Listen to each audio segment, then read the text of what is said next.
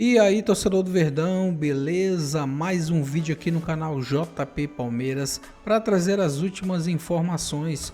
Estou trazendo aqui para vocês o Tá na Área do Esporte TV para atualizar as últimas notícias do nosso Palmeiras. Palmeiras que está se preparando para enfrentar o Red Bull Bragantino nesta quarta-feira às 19 horas. Jogo que vai acontecer no Allianz Parque. Palmeiras que está na liderança isolado com 58 pontos, deixou o Flamengo para trás, a distância de 3 pontos, galera. Mas o Verdão tem duas vitórias a mais que o Flamengo. Isso é muito bom para o nosso Verdão. Fica aí até o final do vídeo e não se esqueça de deixar aquele like, beleza? Em pontos também por ter vencido um jogo que tinha menos no meio de semana contra o Juventude, goleou com metade do time de desfalques e deve ter desfalques ainda para esse jogo de quarta-feira, para esse jogo em casa no Allianz contra o Bragantino, porque tem jogadores servindo a seleção na data FIFA e aquela história da data FIFA que o calendário brasileiro respeita mais ou menos, né? E vai seguir assim, FIFA... tá?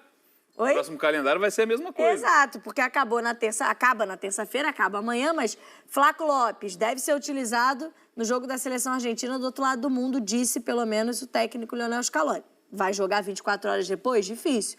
Aníbal Moreno, Gustavo Gomes, Emi Martínez e Facundo Torres também estão com as suas seleções, mesma situação.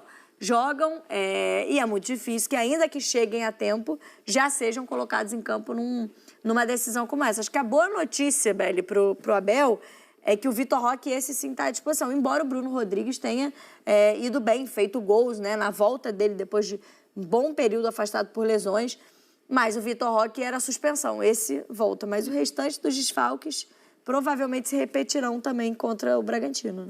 Grandes desfalques, né? São jogadores muito importantes nessa trajetória do Abel. Assim, o nível de enfrentamento do Bragantino, né, da partida contra o Bragantino, é maior do que o nível de enfrentamento do jogo contra o Juventude.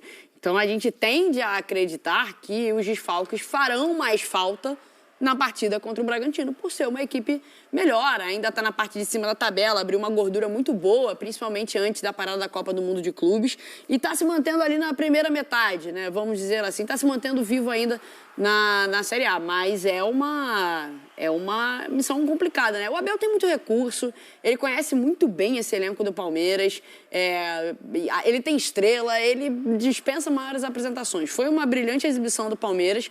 O Palmeiras amassou o Juventude e a gente esperava isso mesmo. O primeiro tempo foi muito contundente. No segundo tempo, o Juventude, qualquer esperança de estratégia se esvaiu, porque o gol no segundo tempo foi bem no comecinho. Então é muito complicado você fazer esse recálculo de rota. Mas é isso, quando você junta um técnico competente, que conhece muito bem o seu elenco, que tem um bom elenco à disposição, isso tem que ser falado também. Trabalho, foco e tudo mais, a gente vê esse jogo, por mais que o Palmeiras tenha desfalques, o Palmeiras é plenamente capaz de vencer a equipe do Bragantino. E como o Abel tem capacidade, não só pelo tempo, né, que ele está no Palmeiras, ele vai completar 5 anos à frente do Palmeiras, mas como ele tem capacidade, né, Grafa, de encontrar soluções.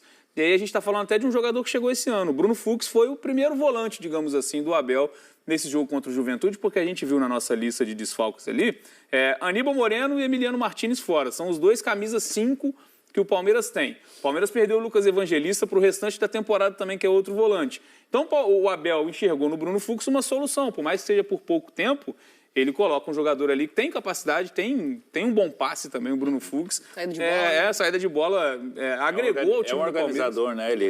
O jogo do Palmeiras, quando ele está em campo, começa pelos zagueiros ali, o Bruno Fux tem essa qualidade. E ele conseguiu encontrar essa alternativa. Claro, o Palmeiras entrava para esse jogo com amplo favoritismo, mas quando você vê um time muito mudado, você fica com a expectativa de como o Palmeiras se portaria e o Abel consegue, né, encontrar soluções. Até quando ele perde os dois atacantes ao mesmo tempo, essa dupla que encaixou muito bem. Vitor Roque e Flaco Lopes, ele encontra alternativas com jogadores de outras características. O Veiga volta para o time, volta bem com gol e assistência. Então isso também é um fator muito positivo nesse treinador, né? Acho que pesa bastante o novo sistema que o Palmeiras joga, né? O Palmeiras teve muito sucesso nos últimos 4 anos jogando num sistema com um atacante só, com meias chegando mais da parte de trás E hoje ele joga com 2 atacantes, com o Flaco fazendo às vezes meia e às vezes atacante. Quando você não tem esses dois, você pode voltar no esquema antigo que os jogadores já conhecem, já tem o conhecimento, você tem o Veiga.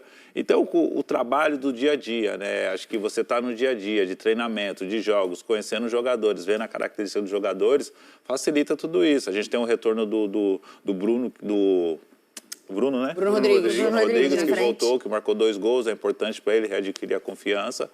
Mas o Tocabelli também. É um nível de enfrentamento agora mais complicado do que foi contra o Juventude. Mesmo que o Juventude não viva um dos melhores momentos, mas o Juventude é uma equipe que vem de cara às suas derrotas. E o Palmeiras facilitou o jogo dele contra o Juventude também. Vamos dar méritos para o Palmeiras. Se ele conseguir facilitar esse jogo contra o Bragantino também, vai conseguir essa vitória. Mas o Abel tem muito méritos do conhecimento dos atletas do dia a dia, conseguir achar alternativas em momentos bem complicados como esse. Tem uma expectativa também, né, do Kelvin e do Sousa, que estão machucados, participaram de parte do treinamento, estão informando os nossos repórteres lá no GE.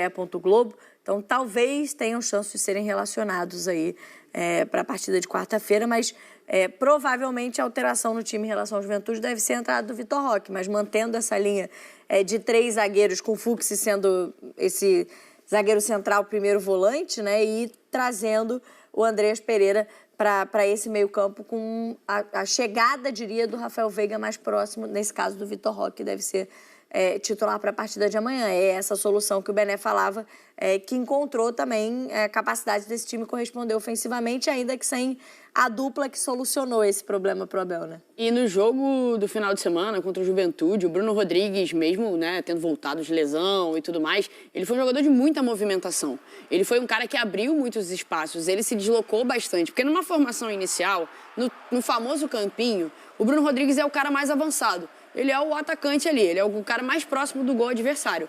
Mas ele não ficou fixo nessa posição. Ele caía pelos lados, ele abria espaço para outros jogadores chegarem com qualidade. E aí a gente tem o Veiga, a gente tem o Andreas Pereira, a gente tem o Piquerez por um lado, o Giai pelo outro. Então, assim, não faltam boas opções, sabe? Felipe Anderson, você tem o Maurício, tem muita gente à disposição do Abel competente, sabe? Então, acho que dentro dessa ideia de jogo, se ela for mantida, faz sentido. O Vitor Roque é um jogador que também pode se movimentar muito bem. Né? Tudo bem que a dobradinha Flaco-Roque funcionou muito, mas o Vitor Roque é um cara também que sabe se movimentar, que sabe gerar espaço, que sabe atacar espaços. Então, pode ser que se encaixe. É bem verdade que, durante muito tempo, a torcida do Palmeiras não estava gostando do Vitor Roque mais sozinho ali. Mas ele não pode ficar completamente isolado. Acho que o jogo desse final de semana, ele deu um ótimo exemplo de como esse jogador, no caso foi o Bruno Rodrigues, mas pode ser o Vitor Roque durante a semana, ele precisa se movimentar, porque o Palmeiras tem jogadores de chegada de muita qualidade. E como foi legal ver a mobilização do time nessa comemoração também, lindo. né? Foi muito lindo. E a narração do Paulo Andrade foi muito linda também. Bruno Rodrigues, mais de 600 dias depois, ele volta a marcar. Ele teve 2 problemas nos joelhos, né, no Palmeiras. Enfim, não conseguiu ter sequência, mas acaba sendo também um reforço para o Abel Ferreira nessa reta final de temporada. Então, na quarta-feira, às 7h, tem Palmeiras e Red Bull Bragantino. Vamos lá, vai. Começa por você aí, Bruno Andrade. O pessoal quer saber do Gerson. Se o Gerson volta pro Flamengo, se o Gerson vai pro Palmeiras, como é que tá essa história? E antes, você, Bruno, falou agora do Benedetti, falou do Barcelona, do Arsenal, uma outra informação que também eu não sei se já caiu para fora ou não, mas o Nottingham Forest, também da Inglaterra, foi outro clube que procurou e o Palmeiras fechou as portas. Não só o Palmeiras, por enquanto, não se vê interessado em negociá-lo, como também os representantes do jogador acham que esse não é o momento. Então é bem possível ainda que ele fique mais um período, mais um tempinho no Palmeiras.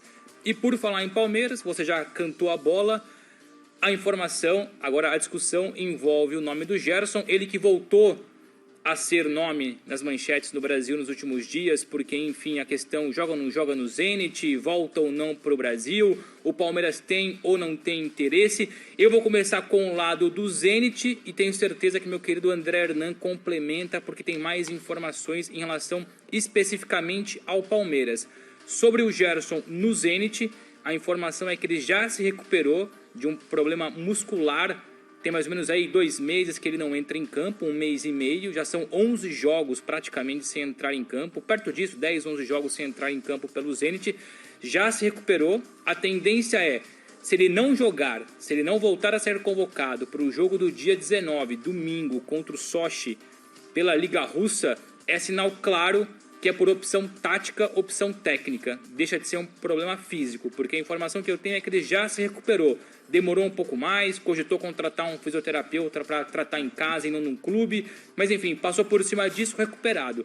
Não está satisfeito no Zenit, não só por conta da lesão, mas porque o ambiente, o contexto, o futebol russo, enfim, o próprio Zenit não bate com o Gerson e vice-versa. O próprio Zenit se mostra um pouco insatisfeito com o dia a dia do Gerson e a gente pode, evidentemente, explorar isso um pouco mais. A relação não é boa, mas, por enquanto, o Zenit deixa claro, para abrir mão do Gerson, apesar de não achá-lo espetacular para esse momento, quer pelo menos recuperar o que foi investido nele, cerca de 25 milhões de euros, quando contratou ele do Flamengo. Então é isso, o Zenit não está muito satisfeito com o Gerson não está muito satisfeito com o Zenit, está liberado, pronto para jogar, mas se não entrar em campo dia 19, a mensagem é clara, o Zenit quer correr com ele.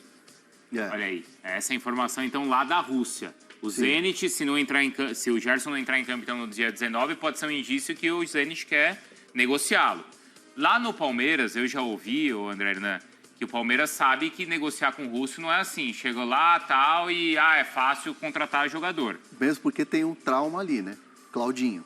É verdade. É verdade. Porque o Palmeiras teve a experiência com o Claudinho e até com o Arthur, de negociar com os clubes lá. Então o Palmeiras sabe que esse tipo de especulação, o Zenit não quer, vai liberar de graça, o Palmeiras sabe que não é assim. Vamos lá. O lado palmeirense dessa notícia envolvendo o Gerson. O Gerson é muito bem avaliado dentro do Palmeiras. Muito bem avaliado.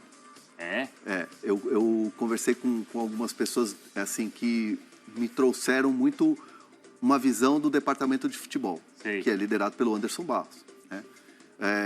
Ele é bem avaliado. Mas tem aí alguns caminhos ali que teriam que ser percorridos. Primeiro, logo de cara, não tem negociação com o Gerson.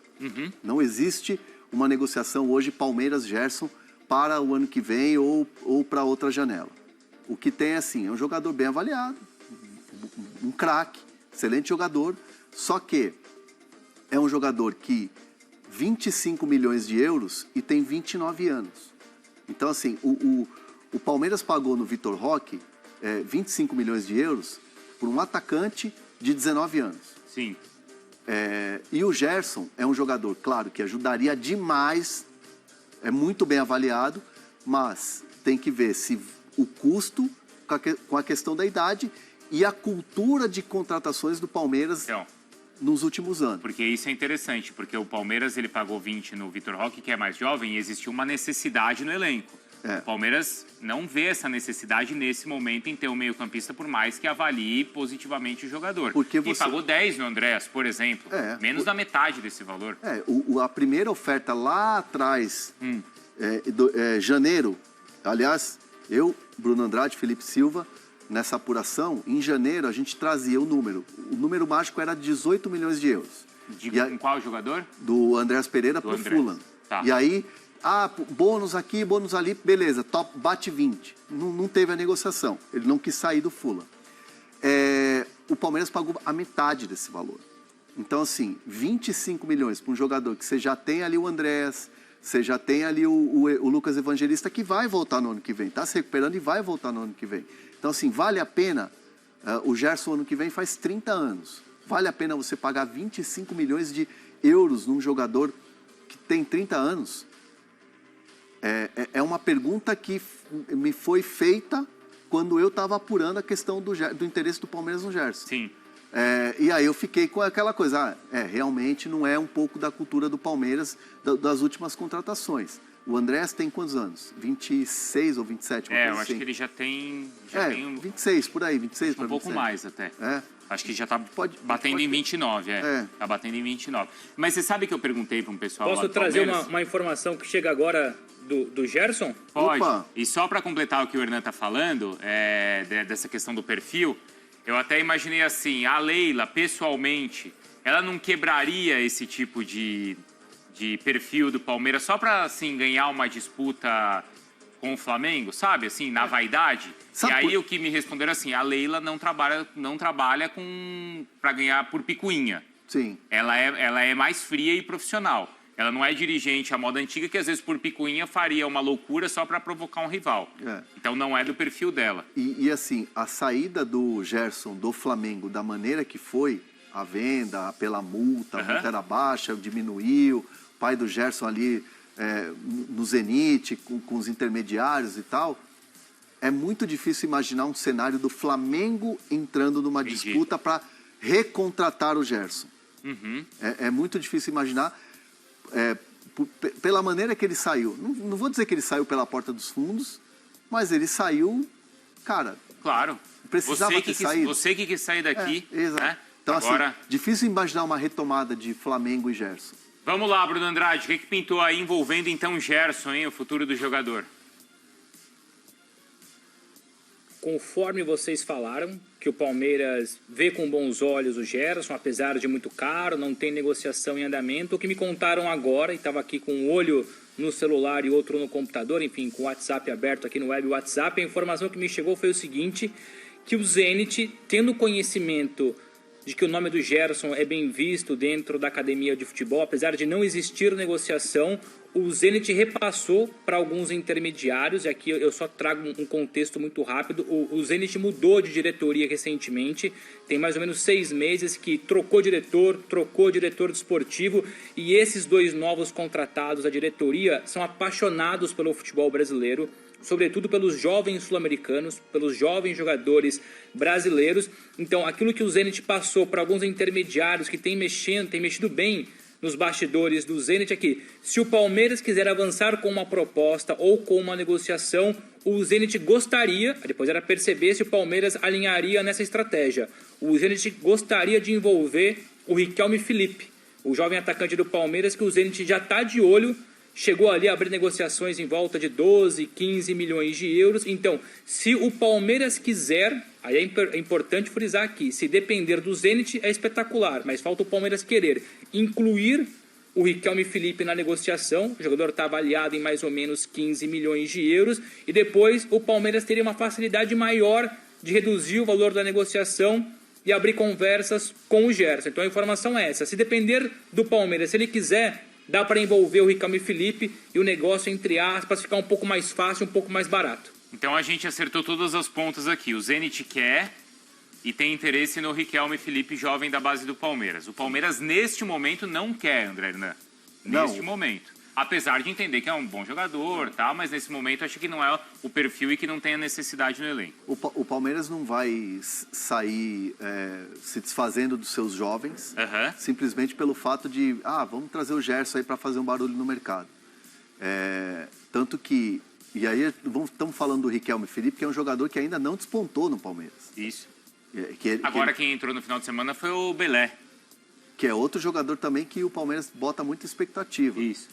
Para você ter uma ideia do termômetro de como o Palmeiras fecha a porta para os jovens, o Luigi recebeu uma proposta de 10 milhões de euros do Neon, dos Emirados Árabes, e o Palmeiras não quis fazer negócio. 10 milhões de euros. Arábia Saudita. Da Arábia Saudita. Arábia Saudita. Pelo Luigi, o Palmeiras não quis. O que é legal de falar também sobre planejamento de contratações do Palmeiras para 2026, o Palmeiras está totalmente focado em chegar à final da Libertadores, vai jogar contra a LDU. O brasileiro vai ter jogo contra o Flamengo, que é decisão, vai ter jogo contra o Cruzeiro, que também é decisão, são os rivais diretos.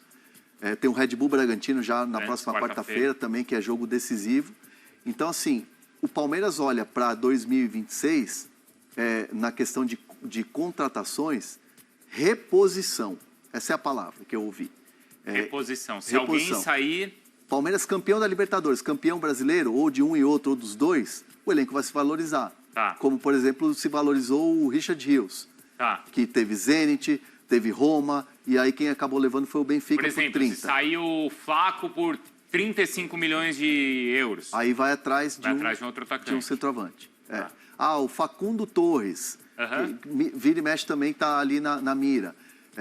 O Palmeiras renovou o contrato do Giai e o Giai é alvo de clubes italianos.